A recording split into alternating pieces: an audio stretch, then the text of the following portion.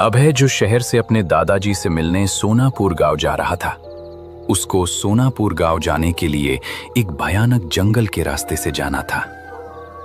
वो कुछ ही जंगल के रास्ते से जाते जाते उसको उस भयानक जंगल के रास्ते एक बस स्टैंड दिखाई देता है। वो उस बस स्टैंड के पास जाके खड़ा होके बस का इंतजार करने लगता है। शाम के ठीक 7 बज चुके थे। अभय इधर उधर देख रहा था कि उसको सोनापुर गांव जाने के लिए कोई बस या रिक्शा मिल सके। जंगल से उसको डरा देने वाले आवाजें आने लगी। ये सब देख के अभय बहुत ही डर जाता है। तभी अचानक दूसरी तरफ से एक इंसान एक हाथ में लालटेन लेके आने लगता है। क्या हुआ बेटा, इस भयानक जंगल के बस स्टैंड पे किसका इंतजार कर रहे हो? और तुम यहां अकेले हो क्या? तुम्हारे साथ और कोई नहीं है क्या? नहीं चाचा, मैं अकेला ही इस बस स्टैंड पे खड़ा हूँ। मुझे सोनापुर गांव अपने दादाजी से मिलने जाना है, इसीलिए मैं यहाँ किसी बस या रिक्शा का इंतजार कर रहा हूँ। लेकिन मुझे इस रास्ते से कोई भी गाड़ी आती हुई दिखाई नहीं दे रही है। बेटा, इतने रात को वो भी सोनापुर गांव, ये तो बहुत ही मुश्किल लग रहा है। तुम्हें इस रास्ते से सोनापुर गांव जाने के लिए अभी इस वक्त और इतने रात को कोई भी गाड़ी या रिक्शा नहीं मिलेगी। अगर तुमको कोई प्रॉब्लम नहीं है तो तुम आज की रात मेरे घर रुक सकते हो। मेरा गांव यही पास में है। चाहो तो तुम मेरे साथ चल सकते हो। कल सुबह होते ही तुम सोनापुर गांव अपने दादाजी से मिलने चले जाना। नहीं चाचा, मुझे किसी भी हालात में आज ही इसी वक्त सोनापुर गांव अपने दादाजी से मिलने जाना है, क्योंकि मेरे दादाजी की तबीयत बहुत ही खराब है। वो आखिरी सांसें गिन रहे हैं। अगर आज मैं उनसे नहीं मिला तो मैं कभी अपने दादाजी को नहीं मिल पाऊंगा। उनकी आखिरी इच्छा यही थी कि मैं उनके मरने से पहले उनके पास रहूं। इसीलिए मेरा आज ही सोनापुर गांव पहुंचना जरूरी है। ठीक है बेटा, तुम्हारी प्रॉब्लम मैं समझ सकता हूं। लेकिन बेटा, अगर तुम्हारी तकदीर अच्छी है और तुमने जिंदगी में किसी का बुरा नहीं किया होगा, तो तुमको आज इस रास्ते से कोई ना कोई गाड़ी या रिक्शा जरूर मिल जाएगा। मेरा आशीर्वाद तुम्हारे साथ है। तुम अच्छे से सोनापुर गांव अपने दादाजी से मिलने जा सको। इतना बोल के वो इंसान वहां से चला जाता है। सामने भयानक जंगल, और उस जंगल से अजीब तरीके से डरा देने वाले आवाजें आ रही थीं। ये सब देख के अभय डर जाता है। अचानक पीछे से एक रिक्शा आने लगती है। रिक्शा में पिछली सीट पे पहले से ही 2 लोग बैठे हुए थे। रिक्शा आते देख अभय के मन से डर खत्म हो जाता है। अभय कुछ सोचे बिना रिक्शा के सामने आके रिक्शा रोकने लगता है। रिक्शा रोको भाई, मुझे अपने रिक्शा में आने दो प्लीज। रिक्शा रोको। क्या हुआ बेटा, रिक्शा के सामने क्यों खड़े हो गए? क्या तुमको मरना है क्या? भाई, मुझे सोनापुर गांव जाना है, मुझे आपके रिक्शे में आने दो। मैं यहाँ इस सुनसान जंगल के बस स्टैंड पे अकेला ही खड़ा हूँ। मुझे किसी भी हालात में आज ही सोनापुर गांव जाना है, तो क्या मैं आपके रिक्शा में आ सकता हूँ? अरे बेटा, मैं सोनापुर गांव की तरफ नहीं जा रहा हूँ। मैं तो इन 2 लोगों को उनके गांव छोड़ने जा रहा हूँ। ऊपर से मेरे रिक्शा में मैं 2 लोगों से ज्यादा 3 आदमी नहीं बिठाता। तुम एक काम करो, थोड़ी देर में इस रास्ते से कोई ना कोई बस या रिक्शा आ जाएगा, तुम उसी गाड़ी से आ जाना। लेकिन भैया, मैं बहुत देर से बस या रिक्शा की आने की प्रतीक्षा कर रहा था, लेकिन कोई भी गाड़ी, बस या रिक्शा मुझे नहीं मिला। आखिरकार आपका रिक्शा मुझे इस सुनसान भयानक जंगल के रास्ते में मिल गया। तो प्लीज मुझे आपके रिक्शा में आने दो। आपका रिक्शा जहां तक जाएगा वहां तक मुझे आने दो, उसके बाद मैं रिक्शा से नीचे उतर जाऊंगा। ठीक है बेटा, तुम्हारी परेशानी देख के मैं तुमको मेरे रिक्शा में आने दे रहा हूं। जल्दी रिक्शा में बैठ जाओ। अभय रिक्शा में बैठ जाता है।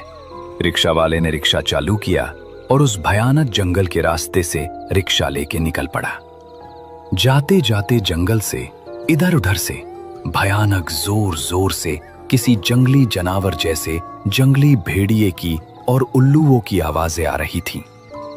रिक्शा में बैठे सभी लोग ये सब देख के डर से कांपने लगे। तभी रिक्शा में बैठा अभय बोला, भैया, ये किसकी आवाजें आ रही है? इस जंगल में तो मुझे कोई भी नहीं दिख रहा है, तो ये आवाज किस जानवर की हो सकती है? बेटा, ये किसी जंगली जानवर की आवाज नहीं है।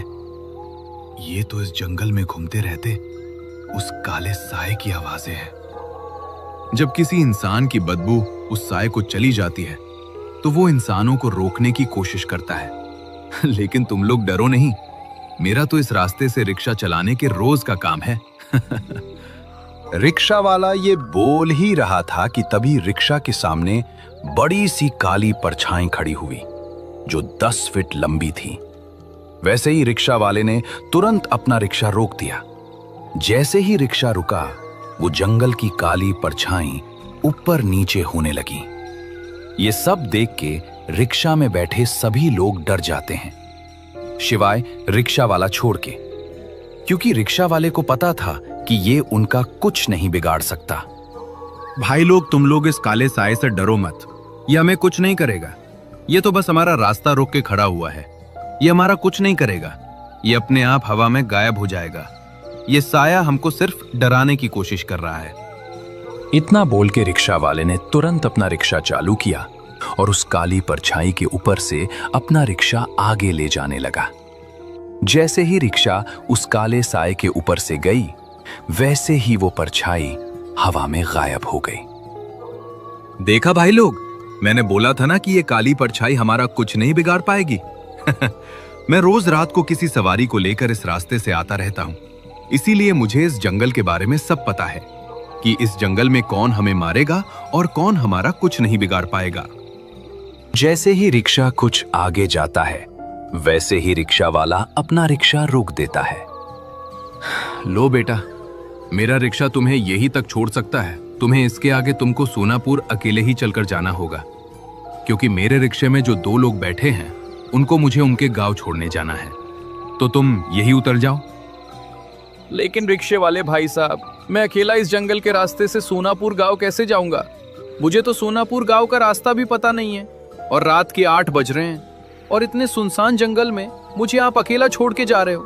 प्लीज मुझे इस जंगल में अकेला छोड़ के मत जाओ, मुझे सोनापुर गांव के नजदीक छोड़ दो। प्लीज भाई, आपका मेरे ऊपर बहुत बड़ा एहसान होगा। बेटा, तुमने मुझे पहले ही बोला था कि जहां तक मेरा रिक्शा जाएगा वहां तक तुमको छोड़ दो। उसके बाद तुम चलकर ही सोनापुर गांव चले जाओगे। और ऊपर से मेरे रिक्शे में मैं 2 लोगों के ऊपर किसी तीसरे को बिठाता नहीं। लेकिन तुम्हारी परेशानी देख के मैंने तुमको मेरे रिक्शे में बिठा लिया। यहां से आगे तुमको चलकर ही जाना होगा। इसमें मैं तुम्हारी कोई भी मदद नहीं कर सकता। इतना बोल के अभय रिक्शा से नीचे उतर जाता है और रिक्शा वाला अपना रिक्शा लेके आगे बढ़ने लगता है। रात के लगभग 8:20 हो चुके थे। अब अभय जंगल में अकेला था। जंगल इतना डरावना लग रहा था कि मानो कोई वहां आ रहा हो। उस भयानक जंगल से जानवरों की, जंगली भेड़ियों की, उल्लुओं की आवाजें आ रही थी। ये सब देखकर अभय बहुत डर जाता है। हे भगवान, ये मैं किधर फंस गया? यहाँ तो दूर दूर कोई इंसान तो क्या, कोई रोशनी भी नहीं दिख रही है। ऊपर से मुझे सोनापुर गांव का रास्ता भी पता नहीं है। ऊपर से मेरे पास तो आगे का रास्ता दिखाई देने के लिए मेरे पास टॉर्च भी नहीं है जो मुझे आगे का रास्ता दिखा सके। अब मैं क्या करूं? मुझे कुछ समझ नहीं आ रहा है। ये भगवान, मेरे मदद के लिए किसी फरिश्ते को भेज दो। तभी उसके पीछे से एक बैलगाड़ी आने लगती है। बैलगाड़ी पे एक लालटेन लटकी हुई थी और उस पे एक इंसान बैठा हुआ था। जैसे ही बैलगाड़ी अभय के पास आई, कौन हो बेटा तुम, और इतने रात को इस भयानक डरावने जंगल में क्या कर रहे हो? मुझे तो तुम कोई मुसाफिर लग रहे हो जो रास्ता भटक गए हो। कौन हो बेटा तुम, और इस जंगल के रास्ते से कहाँ जा रहे हो? चाचा, मैं शहर से आया हूँ और मैं सोनापुर गांव जा रहा था, लेकिन मैं रास्ता भटक गया हूँ और मेरे पास रोशनी देने वाला कोई साधन भी नहीं है, जैसे टॉर्च या लालटेन। तो बेटा तुम यहाँ तक कैसे पहुंचे? तुम क्या यहाँ तक अकेले चल के आए हो? नहीं चाचा, मैं यहाँ तक एक रिक्शे में आया हूँ। उसके बाद वो रिक्शा सोनापुर गांव की ओर नहीं जा रहा था, तो उस रिक्शा वाले ने मुझे इस सुनसान जंगल में उतार दिया। लेकिन अब मुझे कुछ समझ नहीं आ रहा है कि सोनापुर गांव का रास्ता किस तरफ है। बेटा, लेकिन तुम सोनापुर गांव किस काम से जा रहे हो? तुम्हारा उस गांव में कोई रहता है क्या? चाचा, सोनापुर गांव में मेरे दादाजी हरि प्रसाद जी रहते हैं। वो कुछ दिन से बहुत ही बीमार है। उन्होंने मुझे शहर में चिट्ठी भेजी थी कि वो बहुत ही बीमार है, इसीलिए मैं मेरे दादाजी को मिलने, उनकी आखिरी इच्छा पूरी करने सोनापुर गांव जा रहा हूँ। बेटा हरिप्रसाद जी तुम्हारे दादाजी है क्या? तो अब बेटा तुम किसी बात की टेंशन मत लो, क्योंकि मैं भी उसी गांव सोनापुर का रहने वाला हूँ। मैं तुम्हारे दादाजी के घर के पास ही मेरा घर है। आ जाओ बेटा, मेरे बैलगाड़ी पे बैठ जाओ। अभय बैलगाड़ी पे बैठ जाता है। बैलगाड़ी धीरे धीरे उस जंगल के रास्ते से चलने लगती है। रात के 9 बज रहे थे। जंगल के झाड़ियों से किसी के चलने जैसी आहट उनको महसूस होती है, जैसे उनके बैलगाड़ी को कोई रोकने की कोशिश कर रहा हो। तभी अचानक किसी की जोर जोर से चिल्लाने की आवाज उन्हें सुनाई दी। चाचा, इतने रात इस जंगल में कौन चिल्ला रहा है? बेटा यहाँ से सोनापुर गांव की सरहद शुरू हो जाती है। ये सोनापुर गांव का जंगल है। इस जंगल में रात को काले साए घूमते रहते हैं। किसी भी इंसान को कभी भी ये काला साया अपने और खींच सकता है। हम दोनों का नसीब बहुत ही खराब है जो हम इतने रात को, वो भी रात 9 बजे के बाद, वो भी इस सोनापुर गांव के जंगल से अकेले जा रहे हैं। भगवान को मेरा बस यही कहना है कि हमें सुखरूप हमारे गांव पहुंचा दो। लेकिन चाचा, आप इतनी रात को बैलगाड़ी लेके कहां से आए? आप कहां गए थे? बेटा मुझे पास के गांव में कुछ जरूरी काम था, तो मैं वहां गया हुआ था। मुझे आने में थोड़ी देर हो गई, नहीं तो मैं इस रास्ते से दिन ढलने से पहले ही घर पहुंच जाता हूँ। चलते चलते थोड़ी देर बाद वो भयानक जंगल का रास्ता खत्म हो जाता है।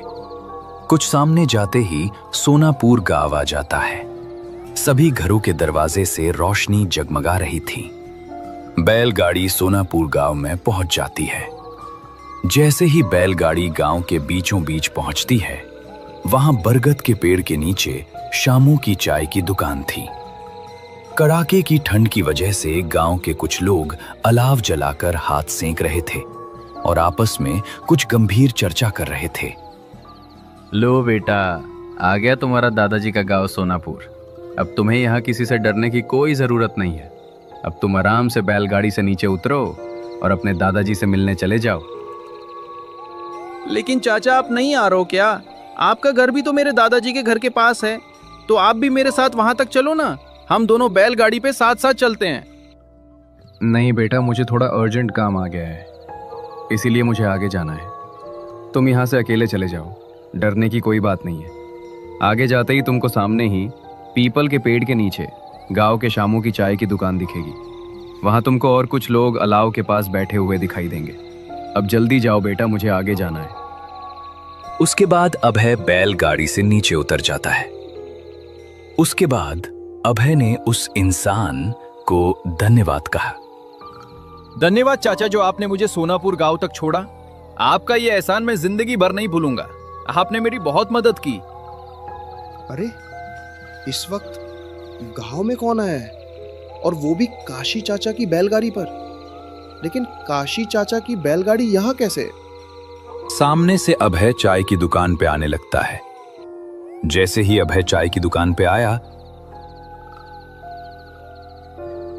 बेटा, तुम कौन हो और इतनी रात गए इस डरावने जंगल को पार करके यहाँ कैसे पहुंचे? तुम्हारी शक्ल कुछ जानी पहचानी लग रही है। नमस्ते काका, मैं हरिप्रसाद जी का पोता हूँ, शहर से आया हूँ। दादाजी की तबीयत बहुत खराब है, इसलिए मुझे आज ही पहुंचना था। रास्ते में उस बैलगाड़ी वाले चाचा ने मेरी बहुत मदद की, वरना मैं तो उस जंगल में ही फंस गया होता। क्या? हरिप्रसाद का पोता? बेटा, तुम थोड़ी देर पहले इसी रास्ते से आए हो? क्या तुम्हें रास्ते में कुछ अजीब नहीं दिखा? हाँ काका, रास्ते में एक रिक्शा वाला मिला था, फिर एक भयानक काला साया भी दिखा, और अंत में उस बैलगाड़ी वाले चाचा ने मुझे सहारा दिया। मैं उसी चाचा के बैलगाड़ी पे आया हूँ।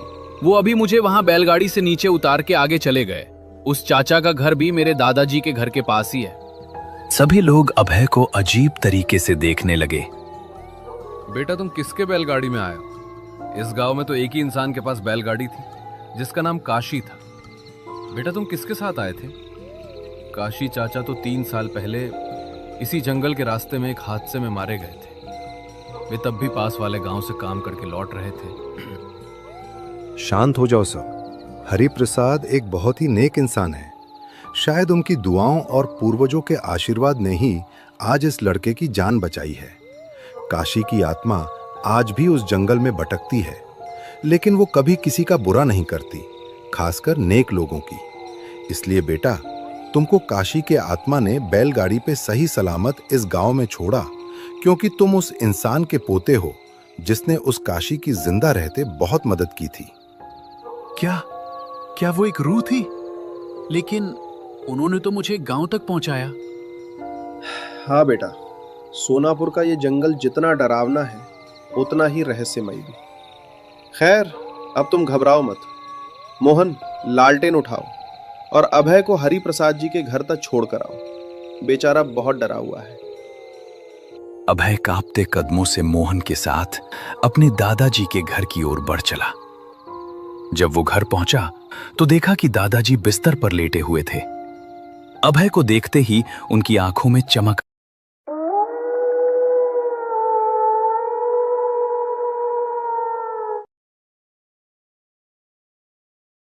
रात का दूसरा पहर, घड़ी की सुई 12 बजे के पार जा चुकी है। दूर कहीं से कुत्तों के रोने की आवाज आ रही है और इसी सन्नाटे को चीरती हुई एक ट्रेन छुक छुक छुक छुक करती हुई चंडीपुर स्टेशन के प्लेटफॉर्म पर आकर रुकी। स्टेशन इतना सुनसान है कि अपनी सांस की आवाज भी डरा दे। ट्रेन से एक ही मुसाफिर उतरा, सुमित। उसके दोनों हाथ खाली है और वो परेशान दिख रहा है। उफ, कमर तो एकदम अकड़ गया। ससुरा, ये ट्रेन अगर ठीक टाइम पे आता तो हम और पहले आ जाता यहाँ। अब अगर ये जेब में रखा दवाई का पैकेट सब ठीक ठाक डिलीवरी हो गया तो शांति से घर लौट पाऊंगा। हे भगवान, बस आज का रात पार करा दो। जगह तो एकदम अच्छी नहीं लग रही। सुमित ने चारों तरफ देखा। स्टेशन मास्टर का केबिन भी अंधेरे में डूबा था। सिर्फ एक पीली लाइट टिमटिमा रही थी जो कभी भी बुझ सकती थी। सुमित प्लेटफॉर्म से नीचे उतरा और बाहर की तरफ चल पड़ा। बॉस भी ना कहां कहां भेज देता है। बोला था स्टेशन के बाहर टोटो रिक्शा सब लाइन लगा के खड़ा रहेगा। यहां तो एक परिंदा भी नहीं दिख रहा। अब सोनाजुरी गांव कैसे जाएंगे? स्टेशन से बाहर निकलकर सुमित कच्ची सड़क पर चलने लगा। कोहरा इतना घना था कि रास्ता साफ नहीं दिख रहा था। तभी उसे थोड़ी दूर एक लाल ट्रेन जलती दिखाई दी। पास जाने पर पता चला कि वो एक पुरानी चाय की दुकान है। एक आदमी बेंच पर बैठा था। सुमित उसके पास गया, लेकिन दुकान के आगे जाकर खड़ा हो गया। ए दादा, सुन रहे हैं? ए जी, एक ठो हेल्प करेंगे? दुकानदार राजू अजीब नजर से सुमित को घूरता है। क्या बात है बाबू, इतना रात को यहाँ रास्ता भूल गए क्या? हमको ये पता एक तो बोल देंगे। हम असल में बहुत दूर से आया है। यहाँ का रास्ता घाट हम वैसा कुछ पहचानता नहीं है। हमको सोनाझुरी गांव जाना है। सोनाझुरी? माथा खराब है कि वह तो यहाँ से बहुत दूर है। और अभी अभी आप कैसे जाएगा? रास्ता भी तो ठीक नहीं है बाबू, जंगल का रास्ता है। देखिए दादा, मेरे जेब में जो बॉक्स है ना, इसमें बहुत कीमती और ज़रूरी दवाई है। कंपनी का ऑर्डर है, आज ही पहुंचाना होगा, नहीं तो नौकरी चला जाएगा। आता नौकरी का चक्कर बड़ा खराब होता है। लेकिन सुनिए बाबू, एक बात बोले, आज रात यहीं रुक जाइए। ये बेंच पर सो जाइए। उधर जाना खतरे से खाली नहीं है। आजकल तो ऐसा मानुष देखा ही नहीं जाता जो सच बोले, और जो दिखता है वो हमेशा इंसान नहीं होता। डराइए मत दादा, मुझे जाना ही होगा। कोई गाड़ी वाड़ी मिलेगा? गाड़ी तो मुश्किल है, तो बे इकट्ठू सावधान में रहिएगा। रात के बेला यहाँ का रास्ता घाट में बड़ा विपद है। कुछ भी दिखे या कोई भी आवाज दे तो रुकिएगा मत, और हाँ, पीछे मुड़कर तो बिल्कुल मत देखिएगा। ठीक है दादा। सुमित चाय वाले की चेतावनी सुनकर और भी डर गया, लेकिन मजबूरी में वो आगे बढ़ी। सन्नाटे में सिर्फ उसके जूतों की आवाज आ रही थी। तभी पीछे से एक अजीब सी आवाज आई, जैसे कोई पुरानी मशीन सांस ले रही हो।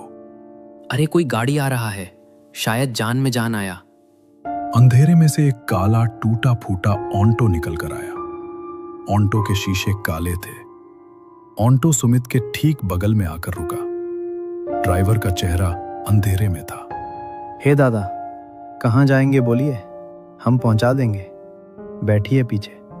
ए दादा, आप भगवान बन के आए हैं, हमको सोनाझुरी जाना है, छोड़ देंगे? एकदम छोड़ देंगे। ऐसी जगह छोड़ेंगे कि फिर कहीं जाने का जरूरत नहीं पड़ेगा। बैठिए। सुमित ऑटो की पिछली सीट पर बैठ गया। उसके हाथ अभी भी खाली थे, दवाएं उसकी जेब में ही था। ऑटो ने रफ्तार पकड़ी। हवा ठंडी हो गई थी। सुमित ने देखा कि ऑटो वाला बार बार रियर व्यू मिरर में सुमित को नहीं बल्कि उसके जेब को घूर रहा है। ये आदमी बड़ा अजीब लग रहा है, और ये रास्ता, ये तो जंगल की तरफ जा रहा है। करीब 20 मिनट बाद अपने जंगल के बीचों बीच ऑटो ने एक जोरदार झंडा दिखाया और कच करके रुक गया। चारों तरफ सिर्फ झाड़ियां और सन्नाटा था। अरे की हुआ मुसाई, ऐसे ऐसे खड़ा क्यों हो गए? गाड़ी खराब हो गया कि? कुछ नहीं बाबू, आप बैठिए। इंजन गर्म हो गया है, थोड़ा हवा लगने दीजिए। तभी सुमित ने देखा कि सड़क के किनारे एक पेड़ के नीचे अंधेरे में एक लंबा चौड़ा आदमी पहले से खड़ा था। ऑटो वाला उतरा नहीं, बस खिड़की से उस आदमी को इशारा किया। वो आदमी धीरे धीरे ऑटो के पास आया। ये कौन है? यहाँ जंगल में क्या कर रहा है? फिर ले आया, मना किया था ना। अरे माल आसानी से खुद चल के आया है। तू चुप कर। ए बाबू, उतरिए मत, भाग जाइए यहां से। ये जगह ठीक नहीं है। हम पुलिस को बुला लेंगे, जाओ यहां से। सुमित कुछ समझ नहीं पाया। यह आदमी ऑटो वाले को डांट रहा था या सुमित को बचा रहा था। तभी ऑटो वाले ने गुस्से में ऑटो स्टार्ट किया। साला पागल कहीं का, दिमाग खराब कर दिया। बाबू आप उतरिए, आगे रास्ता खराब है, ऑटो नहीं जाएगा। क्या यहाँ इस जंगल में? हाँ, वो सामने देखिए, एक पुराना घर है, वहां पूछ लीजिए, वो रास्ता बता देंगे। उतरिए। ऑटो वाले ने सुमित को लगभग जबरदस्ती उतार दिया और वहां से ऑटो घुमाकर तेजी से भाग गया। सुमित अब घने जंगल में बिल्कुल अकेला था। सुमित के पास कोई चारा नहीं था। सामने एक टूटी पुराना घर दिख रहा था। दरवाजा लकड़ी का था और बहुत पुराना लग रहा था। सुमित ने दरवाजे को छुआ भी नहीं कि दरवाजा अपने आप खुल गया। कोई है? माफ कीजिएगा, मैं रास्ता भटक गया हूँ। अंदर एक मध्यम रोशनी थी। एक आदमी कुर्सी पर बैठा था, लेकिन अजीब बात यह थी कि वो हिलडुल नहीं रहा था। आ गए? हम तुम्हारा ही इंतजार कर रहे थे। आपको कैसे पता मैं आने वाला हूँ? क्योंकि यहाँ जो आता है वो अपनी मर्जी से नहीं, हमारी मर्जी से आता है। सुमित की चीख निकल गई। तभी घर का दरवाजा जोर से बंद हो गया और बाहर से आवाज आने लगी। दरवाजा खोल, शिकार हाथ से निकल जाएगा। अबे ओ, अंदर आने दे, आज बहुत दिन बाद दावत मिली है। ये तो वही ऑटो वाला और वो आदमी है, ये यहाँ कैसे आ गए? तभी सुमित ने देखा कि दरवाजा खुला नहीं, बल्कि वो दोनों आदमी भोला और कालू दरवाजे के आर पार होकर अंदर आ गए। उनके पैर जमीन पर नहीं थे और जो कुर्सी पर बैठा आदमी गायब हो गया। कि दादा पहचान पाए हमको? हम वही ऑटो वाले हैं। तुम लोग इंसान नहीं हो? इंसान तो हम 10 साल पहले थे, अब तो हम सिर्फ भूख हैं। देखते ही देखते उन दोनों का रूप बदलने लगा। उनका चेहरा पिघलने लगा, आंखें अंगारे जैसी लाल हो गई। भोला ने अपना हाथ ऊपर उठाया और बिना सुमित को छुए जादू से सुमित को हवा में उठा दिया। बचाओ, मुझे नीचे उतारो। इसका शरीर बहुत मजबूत है, तुम्हारी बरसों की भूख मिटाएगा, लेकिन पहले इसे तर पाएंगे। जैसे उस पुलिस वाले ने हमें जलाया था, वैसे ही हम इसकी जान निकाल लेंगे। सुमित का शरीर हवा में खींचने लगा। उसे लगा अब उसकी हड्डियां टूट जाएंगी। उसने अपनी आंखें बंद कर ली और अपने परिवार को याद करने लगा। भगवान, कोई तो बचाओ। जब मौत एकदम सामने थी, तभी उस अंधेरे कमरे में एक नीली रोशनी चमकी। एक कड़कदार आवाज गूंजी, छोड़ दो उसे, छोड़ दो उसे। यह आवाज इतनी भारी थी कि पूरा घर कांप गया। भोला और कालू डर के मारे पीछे हट गए। सुमित धड़ाम से जमीन पर गिर पड़ा। वहां रोशनी के बीच एक साया उभरा। उसने उसने पुलिस की वर्दी पहनी थी। उसके सीने पर नेम प्लेट चमक रही थी, इंस्पेक्टर दत्ता। उसके हाथ में कोई बंदूक नहीं थी, बस उसकी हथेलियों से तेज ऊर्जा निकल रही थी। दत्ता, तुम फिर आ गए। जब तक मैं यहां हूं किसी बेगुनाह को हाथ नहीं लगाने दूंगा। दोनों का खेल खत्म। नहीं, ये हमारा इलाका है, मारो इसे। दोनों भूत इंस्पेक्टर की तरफ लगे, लेकिन इंस्पेक्टर दत्ता ने बस अपना हाथ आगे किया। उनके हाथ से एक तेज शॉक वेव निकली। दूर हट! वो दोनों भूत हवा में ही जलने लगे और चीखते हुए दीवार के पार फेंक गए। कमरे में शांति छा गई। इंस्पेक्टर सुमित की तरफ मुड़े। उनका चेहरा धुंधला था, लेकिन आंखों में सुकून था। डरो मत बेटे, अब तुम सुरक्षित हो। सो जाओ, बस सो जाओ। सुमित की आंखों के सामने अंधेरा छा गया और वो बेहोश हो गया। हे दादा उठे। किसी की आवाज से सुमित की आंख खुली। सुबह हो चुकी थी। वो उसी चाय की दुकान की बेंच पर लेटा था जहां वो कल रात सबसे पहले रुका था। चाय वाला राजू उसे हिला रहा था। भूत, वो ऑटो वाला, वो घर इंस्पेक्टर। शांत हो जाइए बाबू, आप बेहोश थे। मैंने आपको सुबह में दुकान के सामने गिरा हुआ देखा। दादा, वो सपना नहीं था। वो लोग मुझे मारने वाले थे, लेकिन एक पुलिस वाले ने बचाया। नाम था दत्ता। इंस्पेक्टर दत्ता, इसका मतलब उन्होंने आपको बचा लिया? मतलब बाबू, 10 साल पहले यहाँ भोला और कालू नाम के 2 अपराधी थे। वो लोगों को अगवा करके मार डालते थे। इंस्पेक्टर दत्ता ने उन्हें पकड़ने की कोशिश की, पर उन गुंडों ने इंस्पेक्टर को उसी पुराने घर में आग लगाकर मार दिया था। हे भगवान, लेकिन मरने से पहले इंस्पेक्टर ने कसम खाई थी कि वो इन शैतानों को छोड़ेंगे नहीं।